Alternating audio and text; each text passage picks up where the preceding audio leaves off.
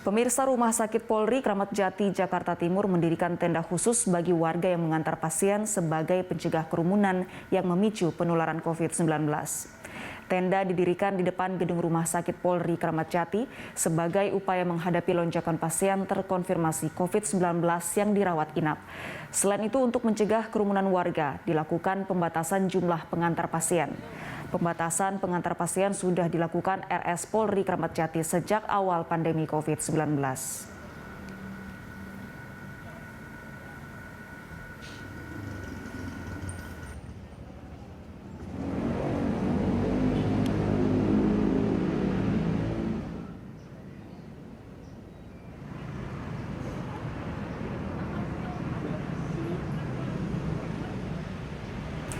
Dan untuk mengetahui informasi terkini terkait lonjakan pasien COVID-19, ada Said Masyur dan juru kamera Veriska Immanuel di RS Kramat Jati, Jakarta Timur.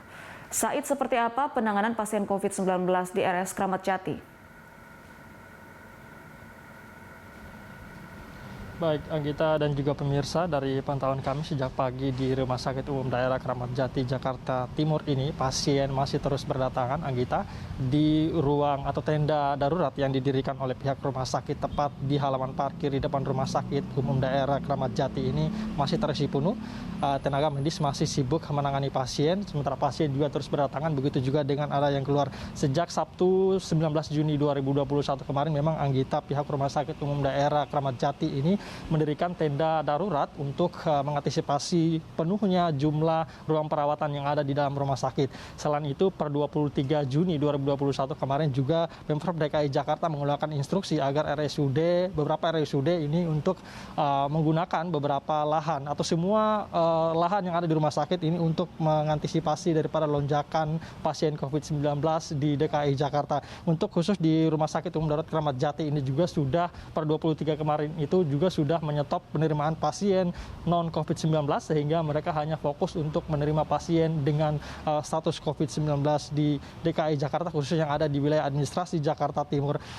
Pihak rumah sakit juga memang Direktur Utama daripada Rumah Sakit Kramat Jati ini mengatakan, Ibu Friana Asmeli ini mengatakan jumlah keterisian ada sekitar 65 tempat tidur di dalam rumah sakit ini telah terisi penuh semuanya, di mana ada sekitar 12 ruang ICU baik yang memiliki ventilator ataupun tidak, ini juga sudah mulai terisi penuh sehingga pihaknya memanfaatkan lahan parkir ini untuk mengantisipasi atau juga merawat pasien yang masuk. Selain itu juga kami melihat masih ada tenda lain lagi, Anggita, di halaman rumah sakit ini yang nantinya pihak rumah sakit mengkonfirmasi apabila nantinya tenda darurat yang didirikan ini tidak cukup untuk menampung pasien yang dirawat, ini akan dimanfaatkan lagi. Ada 2 tenda lagi, tenda berukuran sekitar 15 kali 5 meter ini berisi sekitar 10 vel bed gitu atau tempat tidur lipat yang dimanfaatkan bagi pasien yang tidak mampu lagi ditampung di dalam ruang perawatan. Selain itu juga dari jumlah pasien yang dirawat ini ada sekitar 75% ini mengalami desaturasi atau kekurangan oksigen sehingga mereka membutuhkan cukup banyak tabung oksigen. Kami melihat tadi beberapa petugas memang sibuk untuk membawa atau mengangkut tabung oksigen di tenda darurat yang telah didirikan ini mengantisipasi adanya pasien yang kekurangan oksigen juga. Dapat kami informasikan juga bahwa sejak penetapan daripada Rumah Sakit Umum Daerah ini sebagai rumah sakit khusus COVID-19 sudah ada 3 orang, Anggita, yang dinyatakan meninggal dunia akibat COVID-19. Pemprov DKI Jakarta memang terus menambah fasilitas-fasilitas daripada tempat rujukan, begitu juga dengan rumah sakit. Saat ini Pemprov DKI Jakarta Gubernur Anies Baswedan mengatakan sudah ada sekitar 140 rumah sakit rujukan COVID-19 yang sebelumnya hanya ada sekitar 103 dari total 193 rumah sakit yang ada di Jakarta, di mana 13 RSUD diantara ini dikhususkan untuk menangani pasien COVID-19 atau tidak menerima pasien di luar non-COVID-19. Anggita. Ya, Said, selain ruang ICU yang sudah penuh, apalagi kendala lain yang dihadapi dalam penanganan pasien di sana? Baik, selain dari ruang ICU, memang dari meningkatnya jumlah pasien ini juga dipengaruhi juga oleh melonjaknya permintaan daripada tabung oksigen, Agita, karena memang seperti yang saya sebutkan tadi bahwa 75% yang dirawat ini mengalami kekurangan oksigen, sehingga penggunaan tabung oksigen ini cukup tinggi begitu.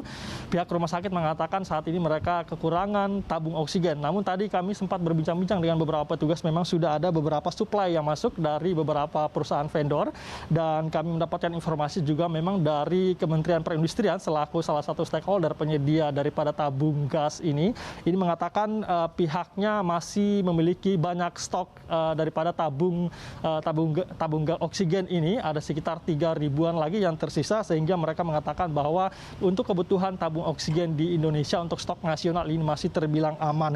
Selain itu juga pihak rumah sakit mengkonfirmasi bahwa lonjakan pasien ini juga mengakibatkan dari tenaga kesehatan yang mulai berkurang begitu.